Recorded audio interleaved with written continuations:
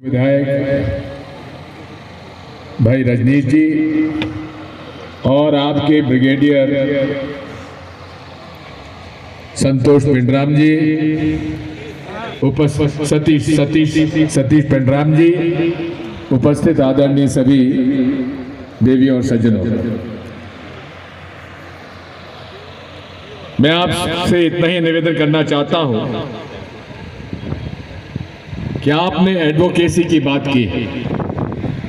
मैं आज से नहीं, जब से मैंने राजनीतिक जीवन शुरू किया है तब से मैं SC, ST, दलित और आदिवासियों की एडवोकेसी का काम कर रहा हूं। सेवा सेवा सेवा सेवा। मैं बताना चाहता हूं, पैसा कानून का आपने अपने मेमोरेंडम में कहा है कि 2022 से शुरू हुआ।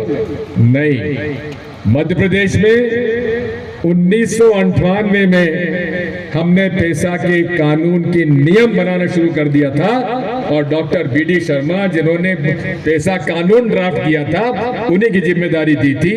और ग्राम सभा को अधिकार संपन्न बनाने संख्या है, उनमें 6 शेड्यूल लागू करने का हमने प्रस्ताव विधानसभा से और फिर शेड्यूल लागू करने का प्रस्ताव विधानसभा में 93 और 2003 के बाद हमने सर्वसम्मति से केंद्र सरकार को भिजवाया, लेकिन तत्कालीन अटल जी की सरकार ने उसे सहमति नहीं देने के कारण हम लोग लागू नहीं कर पाए।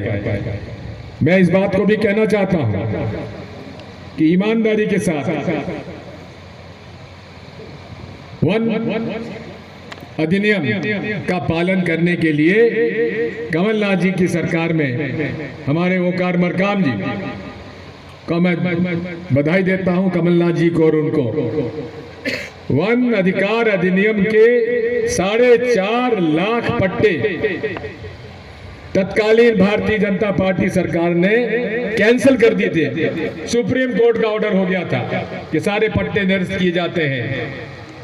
हमने अच्छे वकील लगाकर उसे फिर से रिव्यू करवाया और रिव्यू करवाने के बाद सारे पट्टों का फिर से रिव्यू कराने के बाद 3 लाख से ज्यादा आदिवासियों के पट्टे हम लोगों ने बंटवाने का प्रयास किया। और 15 महीने की सरकार यदि पूरे समय चलती तो और ज्यादा करते। आदिवासी दिवस 9 अगस्त को हमने छुट्टी घोषित की और अनेक कार्यक्रम कमलनाथ जी के समय दिए गए। आदिवासी अधिकारी और कर्मचारियों को प्रमोशन में रिजर्वेशन देने का काम भी हमारी सरकार ने शुरू किया। तो इसलिए सतीश जी, आपकी एडवोकेसी आज से मैं नहीं कर रहा हूं। मैं जब से राजनीति में आया हूं तब से मैं आदिवासी और दलितों की एडवोकेसी कर रहा हूं और आखिरी सांस तक एडवोकेसी आप लोगों की करता रहूंगा। हमारे रमा काकोड़िया जी मौजूद है, इनको आपने सम्मान किया, जरा खड़े हो जाओ जहां भी हो। हमारे रमा काकोड़िया जी कहाँ हो? अभी आपको सम्मानित किया गया है। ये रमा काकोड़िया जी खड़े हुए हैं, इनके ऊपर झूठा प्रकरण चलाया गया। जयस का सम्मेलन था, मैं 5 घंटे जमीन में, मंच पे नहीं गया, जमीन में बैठकर इस व्यक्ति की लड़ाई लड़ी और इसको छुड़वाया हम लोगों ने। तो लड़ाई हम लोग लड़ते आए हैं, लड़ते रहेंगे। हम वो लोग हैं जो कहते हैं, करके दिखाते हैं। और आदिवासियों के हित के लिए मैं वादा करता हूं कि जल जंगल की जमीन की लड़ाई हम लोग लड़ेंगे। 1927 में इंडियन फॉरेस्ट एक्ट आया और उसकी वजह से हमारे वन अधिकार जो आदिवासियों के थे वो छिने। हम कैसे भूल सकते हैं, इस देश में भीमा नायक, बिरसा मुंडा, दांतिया भील और जंगल सत्याग्रह का हीरो हमारे गंजन सिंह जी कोरकू, इन लोगों को हम कैसे भुला सकते हैं। महात्मा गांधी के नेतृत्व में बैतूल से जंगल सत्याग्रह शुरू हुआ था, जहां 4 आदिवासियों को शहीद हुए और चारों आदिवासियों के नाम से जिला कांग्रेस कमेटी में हमारा हॉल बना हुआ है। इसलिए हम पूरे तरीके से आपके साथ हैं। यही नहीं है, मैं बधाई देता हूं शाकिर भाई को।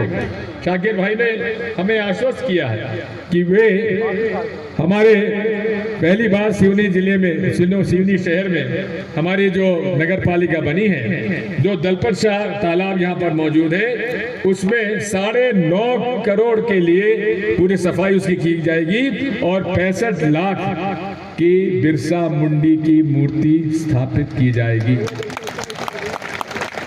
साथियों, हमारी लड़ाई अधिकारों की है, आदिवासियों की आइडेंटिटी की है। आपने सही कहा है, आज पहचान आदिवासियों की खोती चली आ रही है। भारतीय जनता पार्टी आरएसएस, आपने भाई पेनराम जी कहा है कि मैं आरएसएस के खिलाफ बोलता हूं, लेकिन आदिवासियों के पक्ष में नहीं बोल रहा हूं। मैं कम बोल रहा हूं, लेकिन आप जरा मध्य प्रदेश के आदिवासियों से पूछ लीजिए कौन सा ऐसा केस था जिनके बारे में मैंने इनकी लड़ाई नहीं लड़ी है। नेमावर के अंदर 5 आदिवासी लोगों की हत्या हुई, उसमें सारी लड़ाई हम लोगों ने लड़ी। ये डॉक्टर आनंद राय बैठे हैं जिनको आपने सम्मानित किया, पूछिए इनसे जेल में मिलने कौन गया था और इनको छुड़ाने के लिए मैंने पूरी कोशिश की कि नहीं की। मैं इतना आपसे कहना चाहता हूं कि हम पूरे तरीके से